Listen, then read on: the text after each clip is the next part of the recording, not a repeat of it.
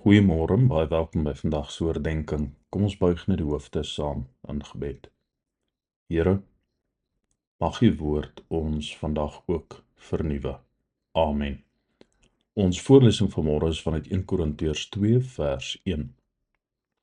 Wat my betref, broers, toe ek na julle toe gekom het om die geheimenisvolle waarheid van God aan julle te verkondig, het ek nie met hoë woorde of groot geleerdheid gekom nie.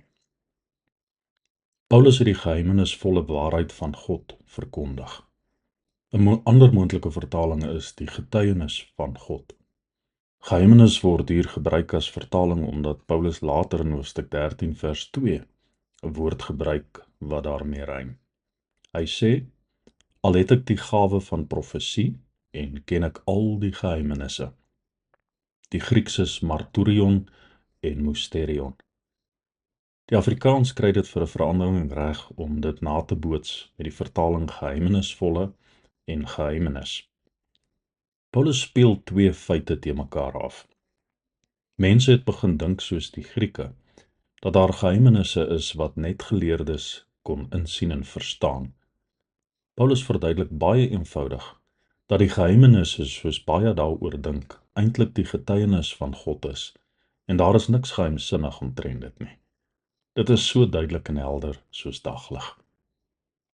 Hy wat Paulus is, het dit so eenvoudig en duidelik oorgedra, as wat dit kan kom.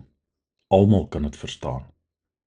Daar is met ander woorde nie raaisels in die evangelie weggesteek nie. Dit is nie beeldspraak wat oopgesluit moet word nie. Die gebeure van Jesus Christus is wat dit is.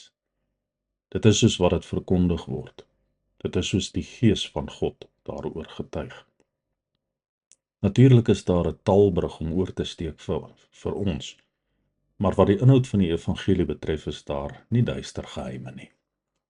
Paulus praat in Efesiërs en in Kolossense ook oor hierdie geheimenis van God. Maar selfs daar is sy argument dat dit duidelik geopenbaar is en dis nie meer 'n geheimenis nie. Here, as dit nie vir U was nie, sou ek dit nie gemaak het nie. Dankie dat U evangelie kragtig, duidelik en sonder raaisels is. Amen.